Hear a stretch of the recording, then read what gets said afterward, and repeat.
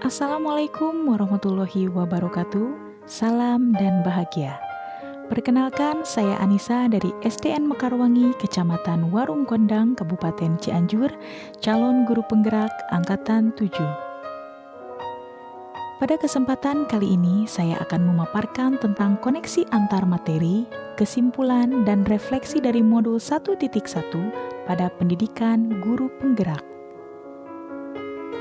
Setelah saya mempelajari modul 1.1 tentang dasar filosofi pemikiran pendidikan Ki Hajar Dewantara yang meliputi teori bukan tabula rasa, menuntun, pendidik ibarat petani, budi pekerti, permainan adalah pendidikan, dan pembelajaran yang berpihak pada murid. Dari materi tersebut membuka pikiran dan pemahaman saya tentang esensi dari pendidikan dan pengajaran yang menjunjung tinggi pada kemerdekaan murid.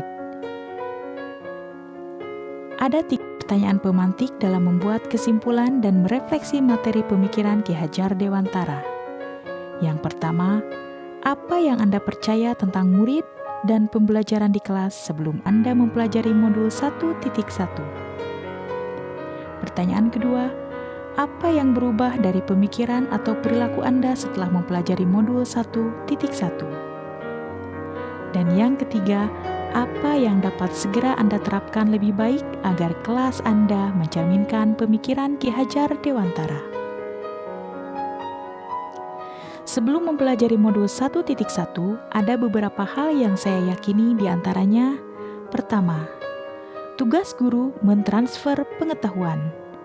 Awalnya saya berpikir bahwa murid itu ibarat bejana kosong yang harus diisi sehingga saya sebagai guru harus aktif mengajar dan murid duduk tertib mendengarkan apa yang saya ajarkan. Kedua, pembelajaran berpusat pada guru atau teacher center. Saya berpikir bahwa guru sebagai sumber belajar yang harus lebih aktif dari muridnya pada proses pembelajaran. Ketiga, target keberhasilan pada aspek kognitif. Saya berpikir bahwa keberhasilan murid ada pada nilai tinggi jika ada evaluasi tentang materi pembelajaran. Keempat, strategi dan metode yang bagus penunjang keberhasilan pembelajaran. Awalnya saya berpikir seperti itu, tanpa memperhatikan kebutuhan murid atau pembelajaran yang murid inginkan. Kelima, fokus utama guru adalah menciptakan kelas yang tertib, tenang, sehingga anak dapat memahami materi.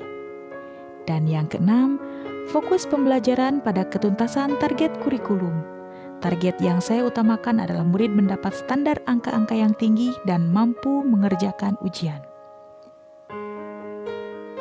Hal yang berubah dari pemikiran atau perilaku saya setelah mempelajari modul 1.1 diantaranya, pertama, peran guru sebagai fasilitator. Artinya, peran guru dalam mengarahkan murid belajar sesuai dengan potensi, minat, bakat, dan cara belajarnya melalui cara among, yaitu menuntun potensi anak berdasarkan budaya.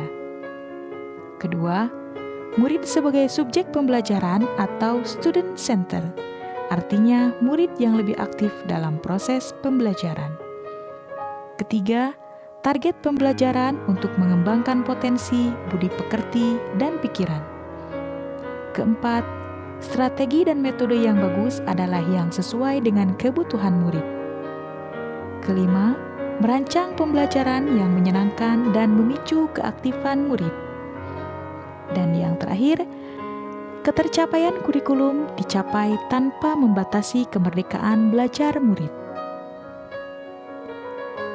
Hal yang bisa segera saya terapkan lebih baik di kelas yang mencerminkan pemikiran Ki Hajar Dewantara diantaranya merancang pembelajaran yang interaktif dan menyenangkan dengan melibatkan murid.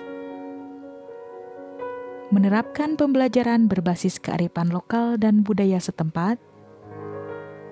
Menerapkan konsep merdeka belajar. Penanaman budi pekerti pada proses pembelajaran. Dan mengimplementasikan sistem among. Ada beberapa contoh yang telah saya terapkan, yaitu pembelajaran permainan kartu dan pembelajaran berbasis edugame.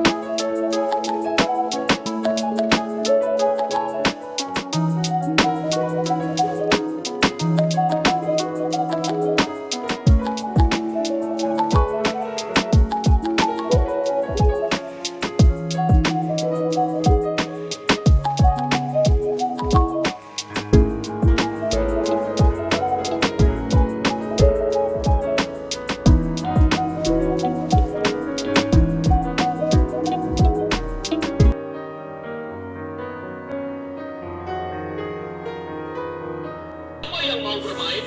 Pemain A, pemain B, pemain C, pemain D.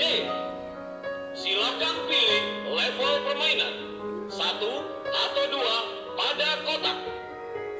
Tingkat permainan 1. Silakan pilih permainannya. Tekan tanda bagi atau kali pada lantai angka. Permainan perkalian. Babak 1. Soal 1. 10 kali 4 sama dengan berapa? Pemain B 0. Jawaban yang benar adalah 40. Soal 2. 6 kali 1 sama dengan berapa? Pemain B 6. Benar. 3. 1 kali 7 sama dengan berapa? Pemain B 7. Benar.